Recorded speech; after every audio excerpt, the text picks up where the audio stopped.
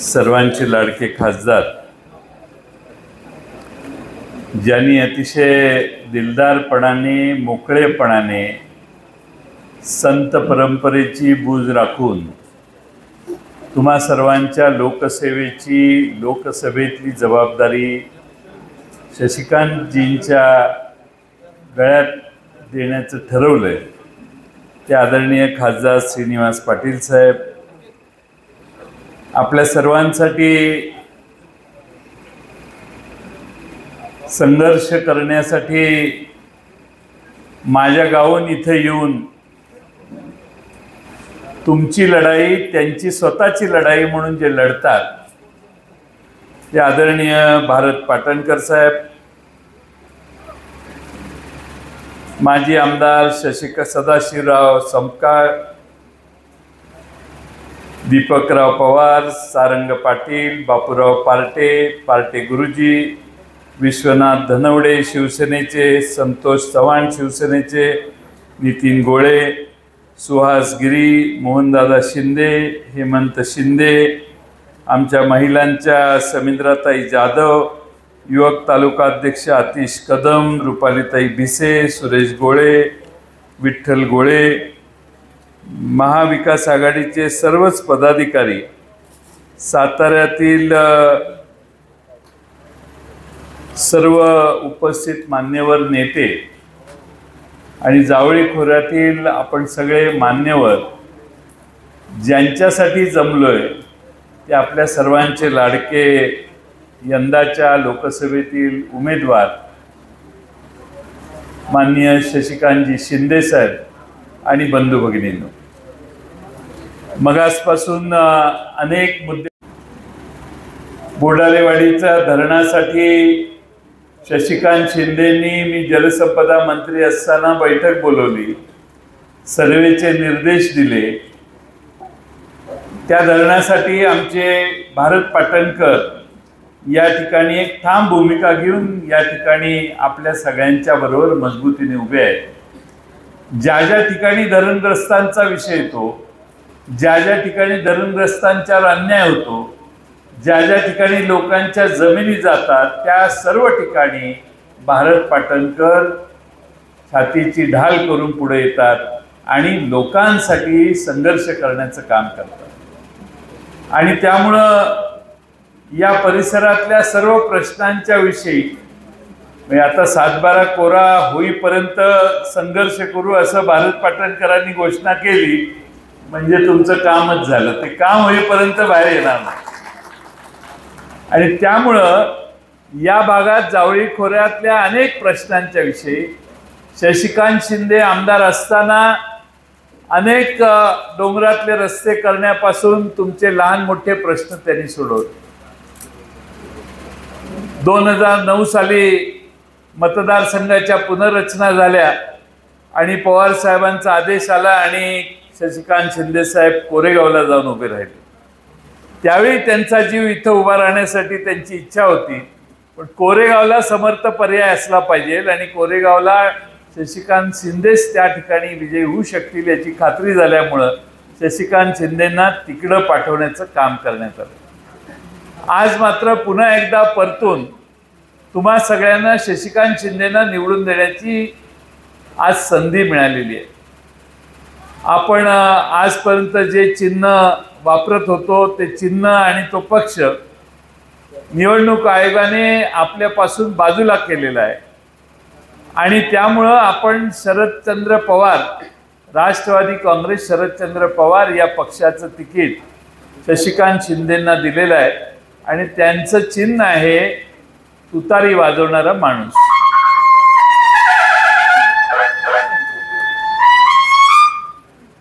आम्हाला तुतारी वादकांना थांबवता येणं आता परवडत नाही।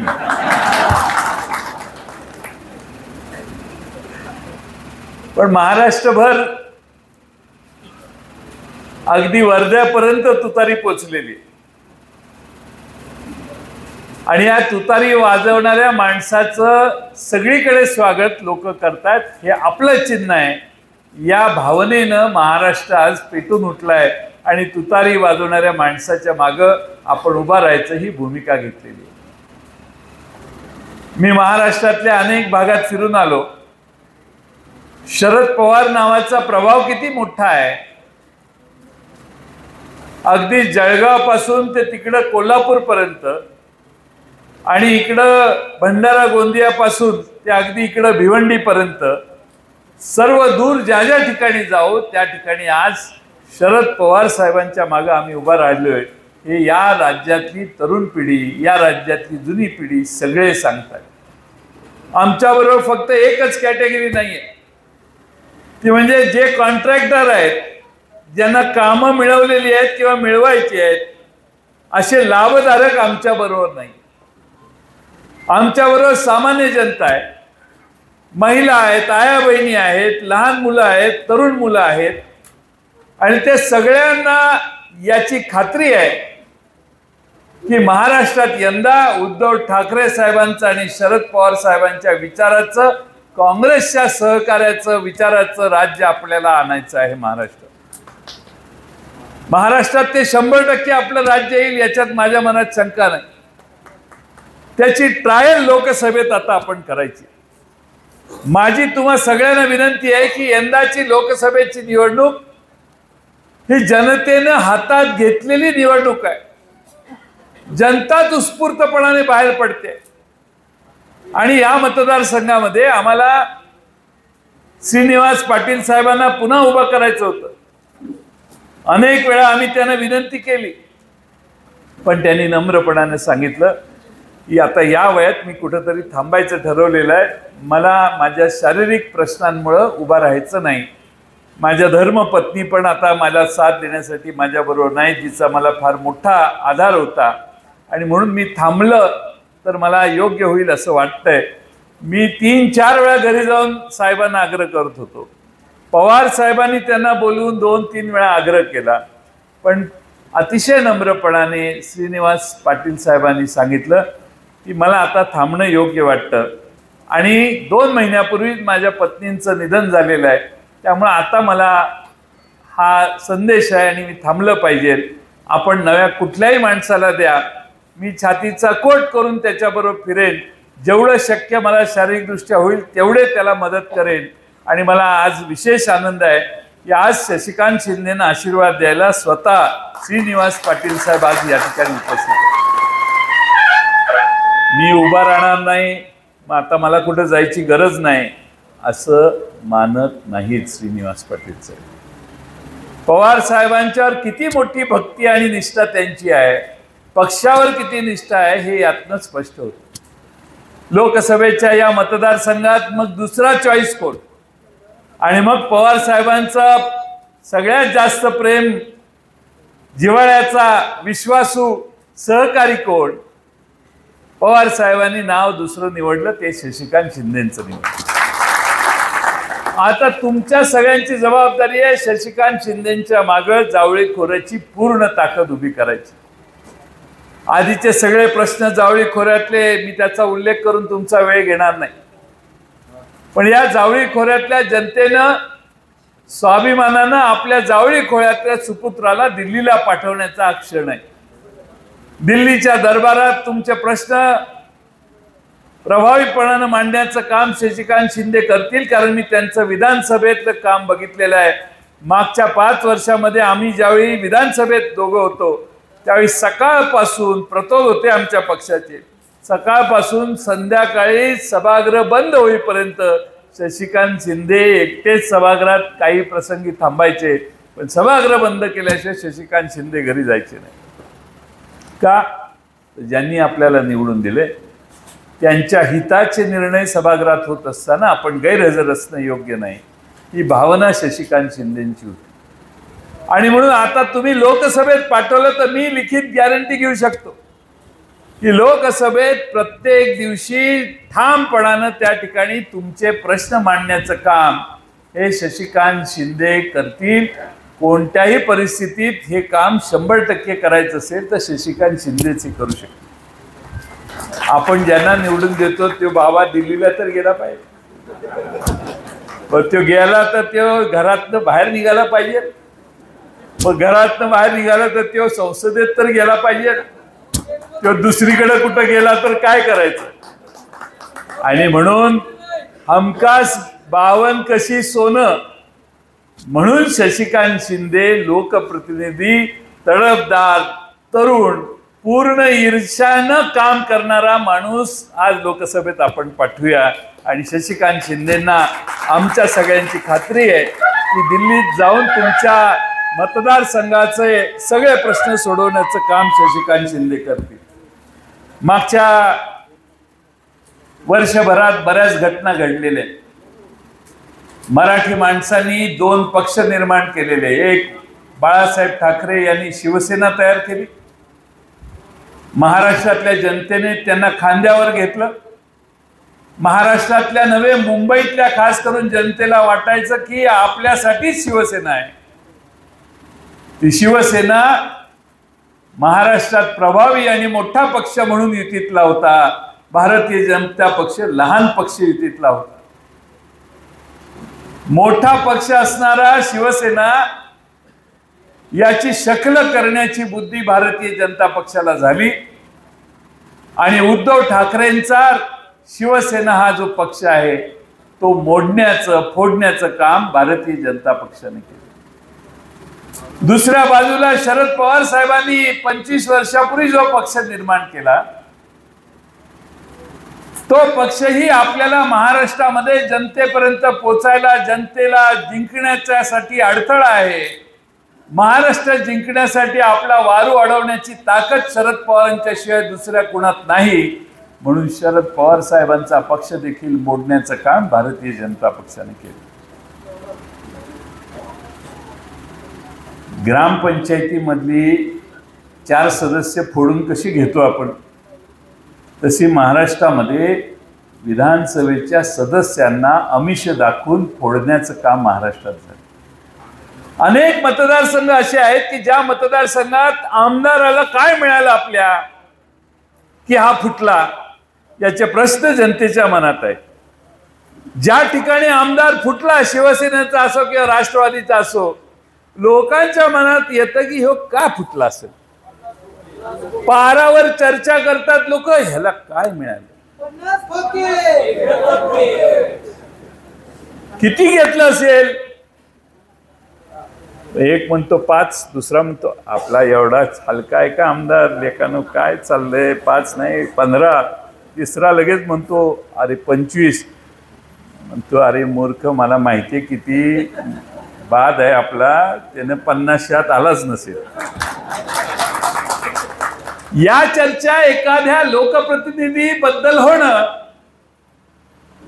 म्हणजे त्या लोकप्रतिनिधीचा ऱ्हास व्हायला सुरुवात होईल. महाराष्ट्रातली शिवसेना आणि राष्ट्रवादी काँग्रेस मधल्या 80 ते 90 लोकांचा असा ऱ्हास करण्याचं पाप भारतीय जनता पक्षाने केलेलं.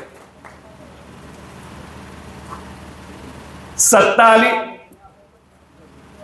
आमची तक्रार नाही, आम्ही विरोधी पक्षात आहोत. पण आज सत्ता तुमची येऊन देखील महाराष्ट्र तुमच्या बरोबर नाही. तुम्हाला अजून लोकसभेचे उमेदवार ठरवता येत नाही. लोकसभेत आजही भारतीय जनता पक्षाचे महाराष्ट्राचे उमेदवार ठरेना झाले आहेत. आमच्यापासून जे सोडून गेले त्यांचा तर काय झाले ते मी त्याच्यावर बोलतच नाही.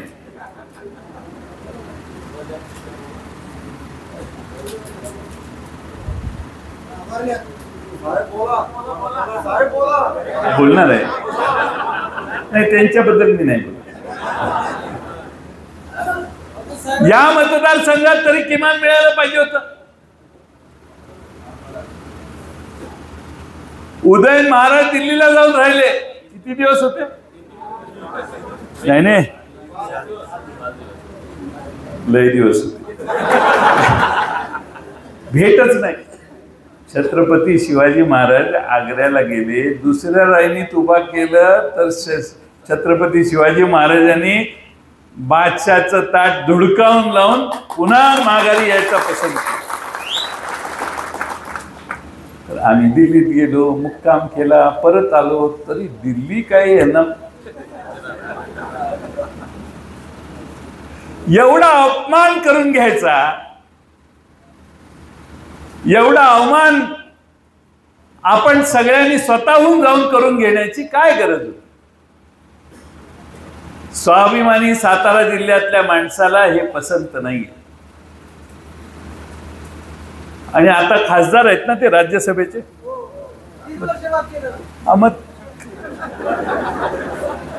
मग शशिकांत शिंदे तुम्हालाच निवडून दिलं पाहिजे.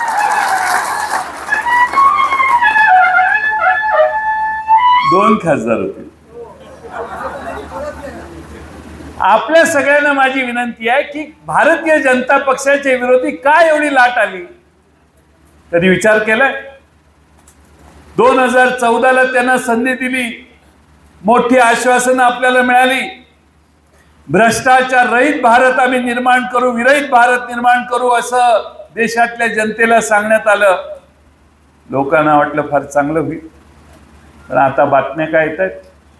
भ्रष्टाचार करण्याचा नवा मार्ग हुडकला यांनी. या देशातल्या सगळ्या कंपन्यांना दमदाट्या देऊन, ईडी दाखवून, IT दाखवून भारतीय जनता पक्षाला देणग्या घेण्याचं पाप मागच्या 5 वर्षात झालं. 10,000 कोटीपेक्षा जास्त रकमा देणग्या स्वरूपात भारतीय जनता पक्षाच्या अकाउंटवर गेल्या. 10,000 कोटी रुपये कशाला म्हणतात? त्या सुप्रीम कोर्टाचे आभार मानले पाहिजेत. त्यांनी निर्णय घेतला आणि सांगितलं सगळी यादी जाहीर करा. कोणी कुणाला देणग्या दिल्या हे कळलं पाहिजे. सुप्रीम कोर्टात ज्यावेळी हट्टाला पेटलं त्यावेळी स्टेट बँक ऑफ इंडियाने झक मारत सगळी नावं जाहीर केली. आणि नावं जाहीर केल्यावर लक्षात आलं की एवढ्या लोकांना धमक्या दिल्या, नोटिसा दिल्या, त्यांनी आत जायच्या आधी पैसे दिले किंवा आत गेल्यावर बाहेर येण्यासाठी पैसे दिले. हा भ्रष्टाचार नाही? कोणत्या तोंडाने तुम्ही सांगणार की आम्ही भ्रष्टाचार विरहित व्यवस्था निर्माण केली? तुम्ही तर लेजिटिमाइज केलं भ्रष्टाचार, कायदेशीर विहित मार्ग तयार केला भ्रष्टाचाराचा. महागाई कुठे गेली आहे मी तुम्हाला सांगून वेळ घेत नाही. मनमोहन सिंगांचं सरकार होतं, 50, 60, 70 रुपयावर डिझेल पेट्रोल गेलं तर सगळा दंगा. पण आज 105 रुपयाच्या पलीकडे पेट्रोल गेलं, 100 गाठायला डिझेल यायला लागलं. सगळ्या पेट्रोल पंपावर फोटो होते साहेबांचे की गॅस घ्या. आमच्या सगळ्या आया बहिणींनी नवऱ्याकडे हट्ट केला गॅस घरी आला पाहिजे. सगळ्या देशभर गॅस घेतला. तोपर्यंत 400 रुपये गॅसला सबका साहेब किंमत होती. एकदा सगळ्यांनी गॅस घेतले की मग गॅसच्या किमती वाढल्या 600, 800, 900, 1100, 1200. म्हणजे गॅसचा धंदा करण्यासाठी तुम्हाला गॅसचं वाटप झालं होतं. गॅसच्या कंपन्यांची धन करण्यासाठी या देशात तुम्ही गॅसच्या किमती वाढवल्या आणि 400 रुपयाचा गॅस 1100 रुपये केला. आमच्या इंडिया आघाडीतल्या पक्षांनी आता जाहीर केलेला आहे आमचं सरकार आलं तर ह्याच गॅसच्या किमती आम्ही 500 किंवा 700 रुपयावर खाली आणू. जीएसटीचं तर काय सांगू तुम्हाला. तुमच्या साड्या महिला ताई बसलेल्या आहेत आमच्या भगिनी, साड्यांवर कधीही कर नव्हता. धोतर आता फार कमी माणसं घालतात, पण धोत्रावर कर नव्हता, टोपीवर कर नव्हता, शर्टावर कर नव्हता, पॅन्टीवर कर नव्हता, टी शर्टवर कर नव्हता, चपलेवर देखील स्वस्त चपलेवर कर नव्हता. ही काँग्रेसची राजवट. पण नवीन जीएसटी नावाचा कर आला. तुम्ही बाजारात इथं जाऊन काही खरेदी केलं तर त्या जीएसटीचा अंतर्भाव असतो. त्या जीएसटीचे 18%, 5%, 24% वाढवून तुम्हाला जीएसटी देण्याची वस्तू विकण्याची कायदेशीर बंधनं दुकानदारांच्यावर आहे. आणि म्हणून तुम्ही जर लाख रुपयाचं खत टाकलं शेतात 18,000 रुपये जीएसटी म्हणून देशातल्या सरकारला आणि राज्यातल्या सरकारला तुम्ही देता. 18,000 रुपये घेणारी लोक तुम्हाला काय देतात तर 12,000 रुपये, 6,000 रुपये दिल्लीतनं आणि 6,000 रुपये मुंबईतनं. मी परवा वर्ध्यात सांगितलं 7,000 रुपयाचं सोयाबीन 4,000 रुपयाला बाप विकून येतो शेता मार्केटमध्ये. 50 क्विंटल सोयाबीन विकून आल्यावर बापाला वाटतं की 1.5 लाख रुपये मला कमी मिळाले. आणि त्या बापाचं पोरग मोदी साहेबाकडून 2000 रुपयाचा चेक आला म्हणून गावभर नाचून दंगा करतं की बाबा 2000 रुपयाचा चेक आला. अरे पण बापाचे 1.5 लाख गेले ना. तुमच्या खिशातनं किती काढले आणि तुम्हाला किती दिले याचं गणित करा. जर घर खर्च करायला 50,000 रुपये तुम्ही खर्च करत असाल ना, तर 18% सरासरी कर तुमच्यावर लागतो. तुमच्या धान्यावर देखील आता यांनी कर लावलाय. बंद पाकिटात गहू आणला, बंद पाकिटात तांदूळ आणला, बंद पाकिटात डाळी आणल्या, त्याच्यावर टॅक्स आहे. 18% 50,000 रुपयातले पहिल्यांदा सरकारला भरायचे आणि मग जेवायला सुरुवात करायची, घर चालवायला सुरुवात करायची. 9,000 रुपये दर महिन्याला या देशातली मध्यमवर्गीय लोक केंद्र आणि राज्य सरकारच्या डोक्यावर ओततात. तेव्हा कुठं आपलं घर चालवायला 41,000 रुपये आपल्याला खर्च करायला परवानगी आहे. आमच्या जाहीरनाम्यात आम्ही सांगतोय, उद्या 25 तारखेला पवार साहेब देखील जाहीरनामा प्रकाशित करणार आहेत. त्यात आम्ही महाराष्ट्राला आणि देशाला वचन देतोय, शशिकांत शिंदेसारखे आम्ही 10 ठिकाणी आमचे उमेदवार उभे केले आहेत. आम्हाला माहिती आहे की आमचं देशात सरकार संयुक्त येणार आहे. तरी देखील राष्ट्रवादी काँग्रेसच्या वतीनं शिवसेनेच्या वतीनं आम्ही सांगतोय की आमचं सरकार आलं तर या देशातला जीएसटी गोरगरिबांना सुसह्य होईल, परवडेल असा जीएसटी करण्याचं काम आम्ही करू.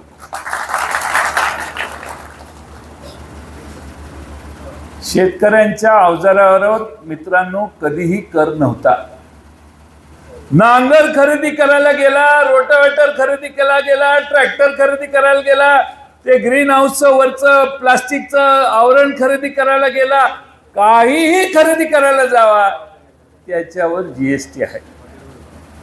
आम्ही आमच्या जाहीरनाम्यात सांगणार आहे की या देशामध्ये शेतकऱ्यांच्या शेतीमाल निर्माण करण्यासाठी ज्या ज्या वस्तू खरेदी करतील त्या सगळ्या जीएसटी मुक्त करण्याचं काम आम्ही करू. सगळा कर काढून टाकू. मी तुम्हाला या गोष्टी यासाठी सांगतोय की तुमचं जीवन सुसह्य करण्यासाठी आमची उमेदवारी शशिकांत शिंदेची आहे. तुमच्या सगळ्या प्रश्नांचं उत्तर हुडकण्याचा प्रयत्न आम्ही करतोय. पण त्याचबरोबर हेही आहे की या देशातल्या गरीब घरातली आमची एक भगिनी जर असेल तर त्या भगिनीच्या नावाने 1 लाख रुपये वर्षाला देण्याची भूमिका काँग्रेसच्या त्यांच्या जाहीरनाम्यात देखील लिहिलेली आहे. म्हणजे आपल्या गावात एखादे गरीब 10, 20, 25, 30 घरं असतील, 1 लाख रुपये त्या महिलेच्या भगिनीच्या नावाने येणार. डिग्री डिप्लोमा पोरगा झाला तुमचा तर 1 वर्ष त्याला 8,500 रुपये महिन्याला स्टायपंड देण्याची देखील आम्ही घोषणा केलेली. हे यासाठी सांगतोय की जे जे भारतीय जनता पक्षाने केलं नाही, टाळलं, ते सगळं आम्ही करण्यासाठी आज आपल्या सर्वांच्या समोर पर्याय म्हणून इंडिया आघाडीच्या निमित्तानं, महाविकास आघाडीच्या निमित्तानं उभे आहोत. तुम्हा सर्वांची एक वज्रमूठ या निमित्तानं आमच्या इंडिया महाविकास आघाडीच्या मागे उभा करा, एवढीच विनंती करण्यासाठी आज आम्ही सगळे या ठिकाणी आलेलो आहोत. शशिकांत शिंदे सारखा एक उमद व्यक्तिमत्व दिल्लीला योग्य वयात जाते. पुढची 10, 15, 20 वर्ष या लोकसभेचे खासदार करत असताना, तुमचे प्रश्न सोडवत असताना तुम्हाला ताकदीनं या भागातल्या जनतेला निश्चितपणानं प्रश्न सोडवणारा खासदार दिल्लीला पाठवलाय हा विश्वास येईल. पवार साहेबांच्या मागे महाराष्ट्र आता पूर्ण ताकदीनं उभा आहे. आजही पवार साहेब दिवसाला 4-4 सभा घेत आहेत. त्यांना काही गरज नव्हती या ठिकाणी सर्व महाराष्ट्रभर फिरून सभा घ्यायची. काल परवा अमरावतीला होते, वर्ध्याला काल संध्याकाळी होते. सर्व ठिकाणी महाराष्ट्रात जाऊन ते सभा घेत आहेत आणि लोकांचं जागरण करतायत. ही अन्यायी राजवट आपण दूर केली पाहिजे ही भूमिका मांडतायत. तुमचा सगळ्यांचा आशीर्वाद पवार साहेबांच्या राष्ट्रवादी काँग्रेस, शरदचंद्र पवार या पक्षाच्या मागे आपण उभा करावा. आमचं चिन्ह शिवसेना, काँग्रेस, राष्ट्रवादी काँग्रेस, आमच्याबरोबर भारतीय कम्युनिस्ट पक्ष आहे, मार्क्सवादी कम्युनिस्ट पक्ष आहे, समाजवादी पक्ष आहे, शेतकरी कामगार पक्ष आहे. श्रमिक आमची पाटणकर साहेबांची संघटना आहे.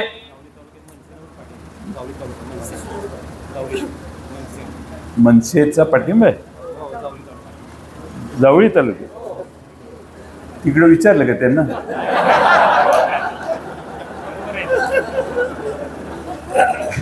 त्यांची भाषणं इतकी जोरात होती. मोदी आणि शहा यांना कसं घालवलं पाहिजे हे सांगणारी भाषणं होती. काय प्रॉब्लेम हा आहे की लोकांच्यावर प्रचंड प्रेशर आणतं. लोकशाही नाहीच. या देशामध्ये ज्यांनी ज्यांनी जे जे केलेलं आहे ते सापडलं की तुरुंगाचं दार नाही तर पक्षाचं दार उघडलं जातं आणि त्याला आत घेतलं जातं.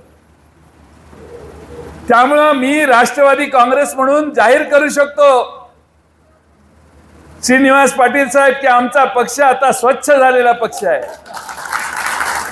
याचं श्रेय मी भारतीय जनता पक्षाला देतो, कारण सगळे तिकडे गेलेले आहेत.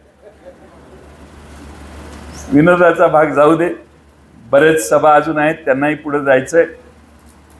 पण या खोऱ्यातल्या लोकांनी आता अनेक जण येतील, तुम्हाला प्रेशराईज करतील, काही प्रभाव करतील.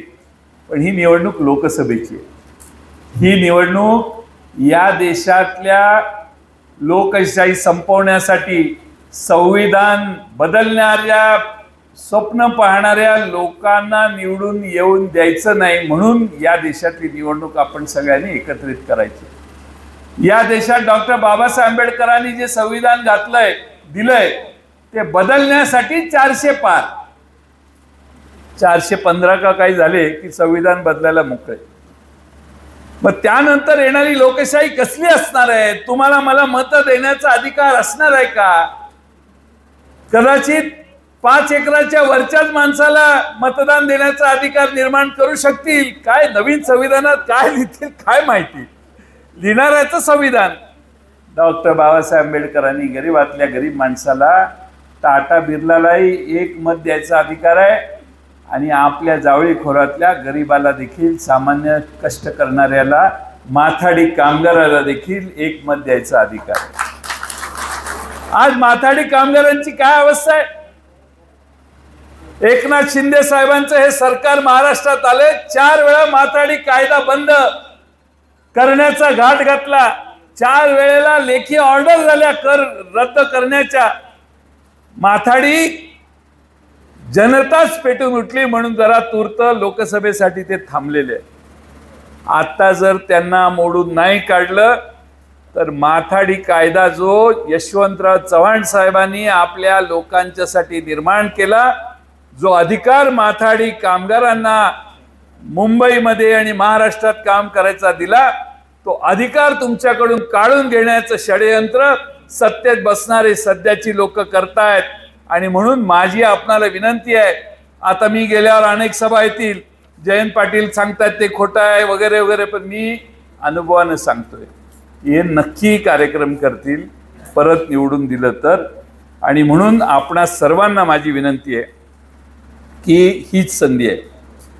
माथाडी कामगार जो आपला कष्ट करणारा मुंबईत जाऊन थांबलाय, महाराष्ट्रात वेगळ्या ठिकाणी कष्ट करतो, त्याचा अधिकार टिकवण्यासाठी हा प्रयत्न करा.